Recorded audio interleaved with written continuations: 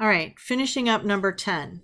We had pulled together K, H, and A, but we don't know B. So we have to use the second reference point, which happens to be this -5, -3. That corresponds to this. So that's going to be H minus 1, A over B plus K. Well, H is a -4, so I'm using this to sense check. -4 minus 1 is -5. Good, right? So now we need to solve for B. So -3 equals A over B plus K. All right, I'm going to solve for B. -2 over B equals -6. I'm going to cross multiply. -6B equals -2. B equals 1/3. Now I have all the information to write my equation. G of x equals A B to the x minus h plus k. Right? Okay. So we are going to, this is a decay where parts per million of carbon-14 in a living organism, or the original amount, is 1.5 parts per trillion. They want to know when will it get down or decay to 0.2 parts per million. So our equation for decay in general looks like this, doesn't it? So it's going to be the original amount, 1 minus 0.114 t. Notice that t is thousands of years. We'll need that when we interpret. And then we're going to graph a horizontal line where this thing equals 0.2.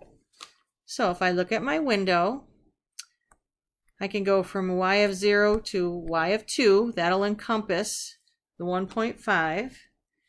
And then I really don't know what it's going to be. I might do 0 to 20 on the x's. So I'm going to have 1.5, 1 minus 0.114 raised to the t, or x, right? And 0.2.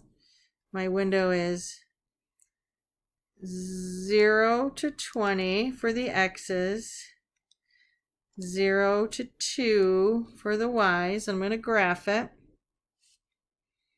We'll see if we see the intersection on this graph. I believe we will. So it's doing this, and it's doing this. So I'm going to find my intersection. Second calc intersect. First, second, third. So my intersection looks like this. What does this mean?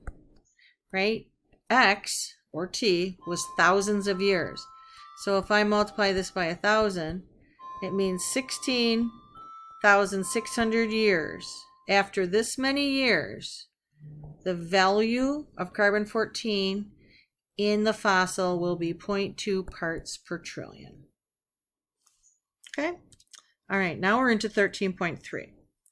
So identify the reference points. So our reference points for E are 0, 1, 1E. They transform to this. Okay, so for 8, I don't believe we had 9, we did 8. So A is 1, H is 1, K is 2. Right? I'm just reading off the general A. E with the base, right? E's just the base in this section, x minus h plus k. All right, so my first reference point is H, A plus K, 1, 3. My second reference point is H plus 1, A, E plus K. So you will need to know the value of this when we want to graph it. Now, what is our horizontal asymptote? Well, it's always K, isn't it? Y equals 2 is our horizontal asymptote. Our first point is 1, 3. Our second point, if I put this in my calculator, it's about this. 2, 4.7-ish. There's my graph. Okay, domain. Always all real numbers. Range. K is important when it comes to range, isn't it? 2 to infinity. K is crucial. Okay? All right, next. All right, so it's saying we have this radioisotope that we use to image the skeleton and calf muscle. We have a decay function where n0 is the original amount, right? N sub 0, we call that n0. It says, well, how long will it take in hours if we start with a 250 milligram dose to get to 16? So we're going to graph this decay function where the original amount is 250. Then we're going to graph this horizontal line at 16 milligrams to see where the intersection is. And remember, I always have to get my window in place. So I'm going to use 0 to 300 because that encompasses 250 and the 16. I have no idea how long it's going to take, so maybe I'll use 0 to 30 on that window. So first I'm going to graph 250 e to the negative 0.1155 x, because we're doing it on our calculator, 16. Now I'm going to change my window, 0 to 30 on the x's, 0 to 300 on the y's. So I'm getting a function. Looks like it might work, might be in my window. Yep, so it's doing this.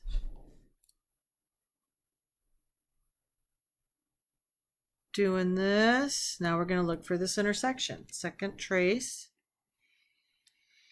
intersect. So the intersection looks like this, 23.8. So what does this mean? This means after 23.8 hours, right? Always go back to this problem to find units. The amount of that radioisotope in this system will be 16 milligrams.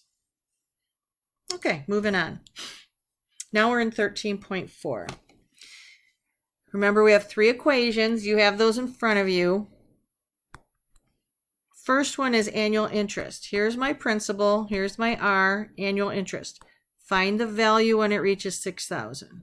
So the growth function of the investment, right, is VT equals 2560, 1 plus R to the T. Annual interest, not compounded more than once a year. And then your horizontal line, right, is when is VT equal to $6,000?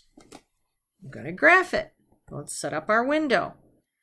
We could go 0 to 7,000 here. And I'm going to do 0 to 30. We're more than doubling our money here, aren't we? So I'm clearing what I had in here before. 2560. Whoops, I forgot. R is 0.052. Remember, R is always in decimal form in your equation. Changing my window, 0 to 30, 0 to 7,000. So my equations, yeah, probably didn't have to go all the way to 30, but that's all right. So it's doing this.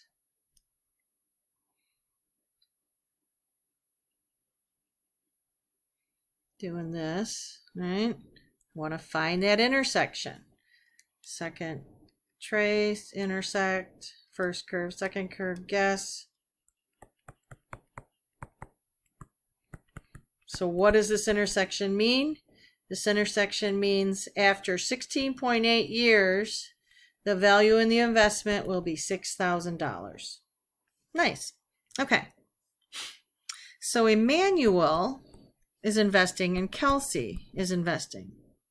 So what I'm going to do first is I'm going to deal with Emmanuel. He has a principal of $3,600 and he has an annual interest of 3.8% annual, right? No compounding. So annual equation looks like this, doesn't it? Kelsey's got 2,400, same percentage rate. All right, so Emmanuel, the value of his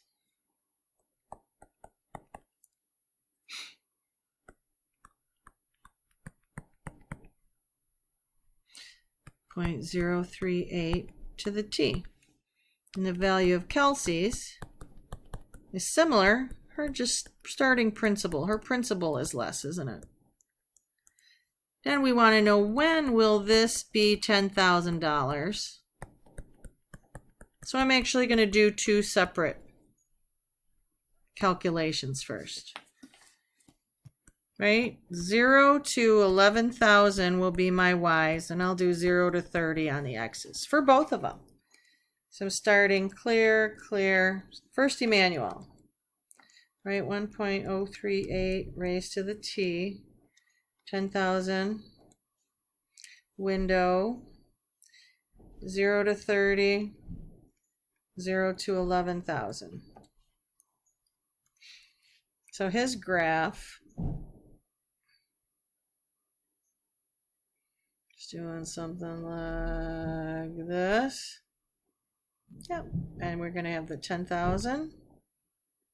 So if I do the intersection, second trace, it says Emmanuel, it's going to take 27.4 years for the value to be 10,000. All right, now I'm going back and I'm just changing to Kelsey's equation. I really just have to change to 2400, and I'm going to graph it. Hers is started at a lower number, but has the same growth of 0.038, right?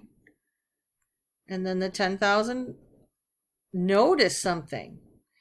30, I should do this. 30, I do not see the intersection. So I'm going to take my window and I'm going to change it to 60. So I'm going to open this up to 60 so I can see the intersection, hopefully.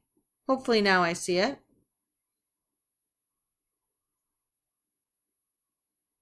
It's thinking, it's thinking. And I do see the intersection, so I'm going to find out that for her, it's going to take 38.3 years to reach $10,000. The question says, how much longer will it take? Well, 38.3 minus 27.4, 10.9 years. That's how much longer it's going to take for Kelsey's investment to reach $10,000 than Emmanuel's. Okay? Now, Hector has an account where he invests $800. He earns this interest semi-annually compounding. N equals 2, doesn't it? Rebecca invests $1,000. She earns 5.43%, and she's compounded monthly. So that's N equals 12, isn't it? All right, they want to know when they will have the same value. So what we're going to do is we're going to write two growth functions. Notice this is compounded more than once a year. So the value of Hector, I'll say at time t, is his principal, 1 plus 0.0698 over 2 to the 2t. And then the value of Rebecca, right? Her principal, 1 plus 0.0543 over 12 to the 12t. So we need to graph both of these and figure out when they're the same. So I'm going to put my y min as 500, and I'll put my y max. I really don't know how high it could go, but maybe I put 3,000. And then I'm going to go 0. I got no idea. So I'm going to put 0 to 30. So I'm going to graph those. Both of those. Let's see what we get.